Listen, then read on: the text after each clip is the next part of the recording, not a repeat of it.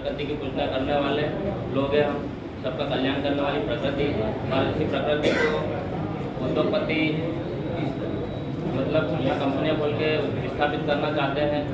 एक समय ऐसा था साथियों कि आदिवासी के पास 100% जमीन हुआ करती थी। एक समय ऐसा था कि आदिवासी के पास 100% जमीन हुआ करती थी, लेकिन आज कितनी जमीन है? 3% जमीन है और 7.5% आदिवासी बचा है यहाँ पे। तो मतलब 100% आदिवासी था इस देश में और 100% जमीन हुआ करती थी। आज 3% जमीन बची और 7.5% आदिवासी बचा है। तो आदिवासी कहाँ गया? और जमीन कहाँ, किसने निकाली? जमीन आसमान लेक चले गया कि समुद्र में चली गई? कहाँ है जमीन? कहाँ है जमीन? जमीन हमारे लोग कैसे भी करके निकालते हैं, लेकिन वहाँ पे कब्जा कौन कर लेता है? कोई दूसरा व्यक्ति कब्जा कर लेता है। आदिवासी यहाँ 7.5% आदिवासी बचा है, बाकी आदिवासी कहाँ है? सब अपने अपने धर्म में चले गए। कोई क्रिश्चियन बन गया, कोई मुस्लिम बन गया, कोई हिंदू बन गया, कोई सिख बन गया, कोई ईसाई बन गया। सब अपन अपने धर्म में अपने व्यक्तिगत चले गए कि भाई हमको आज ये फलाना इतना पैसा दे रहा है तो हम तो ये धर्म अपनाएंगे। लेकिन आदिवासियत बची कहाँ है? ये अंतिम पीढ़ी है और अंतिम पीढ़ी को बचाने के लिए अंतिम प्रयास है। आज यहाँ बारी है, रतलाम में बारी थी, आंदोलन किया, आज भी विलेज खराड़ी जेल में है, रासुका लगा दी उस पर। बदनाम में आंदोलन किया, हर जगह जमीन का आंदोलन सिर्फ आदिवासी कर रहा है, एक भी उद्योगपति नहीं कर रहा है। उद्योगपति यहाँ पर जमीन लीज पे रहेंगे, उसके बाद क्या करेंगे? जंगल काट देंगे, यहाँ पे जितना पैसा कमाएंगे विदेश में जाके सेटल हो जाएंगे, वहाँ प्रकृति की हवा लेंगे। अपन कहाँ जाएंगे? अपने फैक्ट्री का धुआं सूंघेंगे क्या? कि फैक्ट्रियों से निकला हुआ पानी गंदा पिएंगे क्या? बीमारियाँ होगी। पहले हमारे ये बुजुर्ग ढाला जो बैठे हैं, पहले बुजुर्ग होते थे तभी मरते थे, लेकिन आज के युवा कोई कैंसर हो रहा है, कोई दारू पी रहा है, कोई क्या कर रहा है, जमाने की बीमारियों में ग्रसित होकर मर रहा है। सही है गलत है?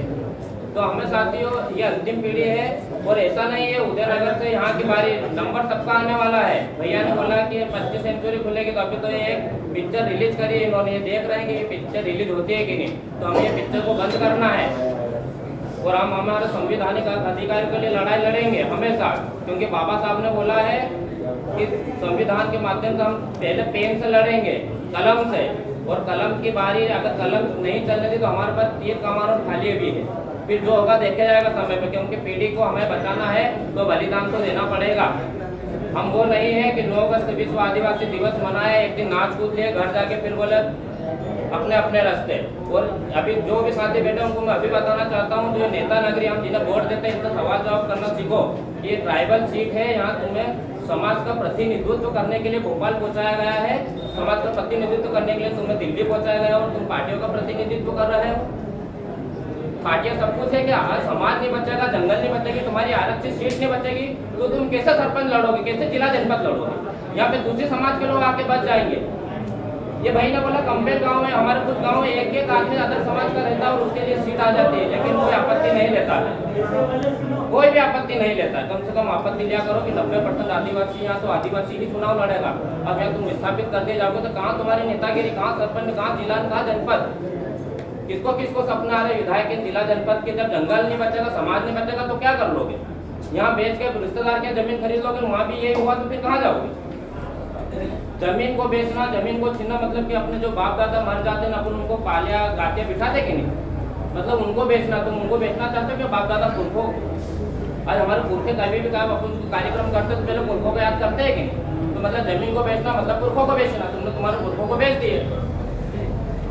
तो मेरा सभी साथी से अनुरोध है, सभी साथियों ने अपनी अपनी बात रख दी है और मैं भी समय कम है तो कभी बात रखूँगा। सभी को एकजुट होना है, ऐसा नहीं है कि एक गांव से 10 लोग 5 लोग चले गए तो हमारा काम हो गया। नंबर सबका आना है, एक एक करके सबका नंबर आना है, अभी भी बता रहा हूँ।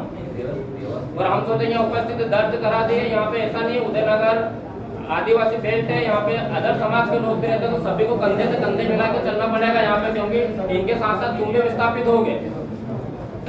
और इंदौर फुल हो चुका है, इंदौर मतलब जगह ही नहीं बची, इसलिए गांव की तरफ दौड़ रहे हैं, गांव की तरफ रोडें बनाएंगे, रोड के बाद कंपनियां खुलेंगी। कंपनियां में कभी देखा कि कोई बाहरी कंपनी आए तो कितने को स्थानीय को रोजगार मिला है? पीतमपुर में 1000 ज्यादा कंपनी है, लेकिन स्थानीय लोग एक भी नौकरी नहीं करता हूँ, रखते ही नहीं है। रखते हैं क्या? या कौन सी भी कंपनी रखते, सब बिहारी आ जाएंगे, यूपी के आ जाएंगे, रीवा के आ जाएंगे, सतना के आ जाएंगे, लेकिन लोकल को नहीं रखेंगे, क्योंकि लोकल मजदूरी बहुत करता है, छुट्टी बहुत मारता है, लड़ाई बहुत करता है। भाई हमारे क्षेत्र हम तो करेंगे।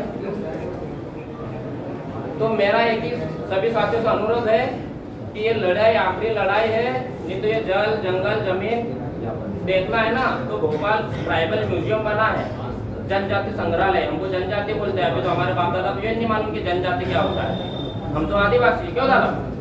लेकिन हमने तो संविधान में जनजाति लिख दिया, तो हम तो जनजाति मान रहे। हमारे नेता हो कुछ पार्टी के खिलाफ कुछ ज्यादा बोल जाता। अभी एम्बाई की घटना देखी आपने, बच्ची के हाथ चूहे ने कुतर दिए, कोई भी नहीं आ गया था, कोई नेता आगे नहीं आता। बस समाज या पार्टी की कोई बात आएगी तो तभी अपने बाइट दे देगा कि हम ऐसा नहीं, हम ऐसा नहीं।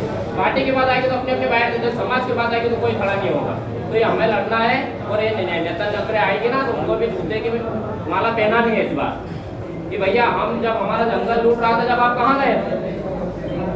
तो सभी साथियों से निवेदन है कि कंधे से कंधे मिलाकर चले। एक मीटिंग हम पागल पानी में रखेंगे, फिर ओंकार स्वर में, और फिर तारीख डिसाइड करेंगे कि हमने आगे क्या करना है, आंदोलन करना है या धरना देना है, ज्ञापन देना है, जो भी हम करेंगे। तो सभी साथियों को जोहार, जय आदिवासी, नारे बुलाकर एक बार हम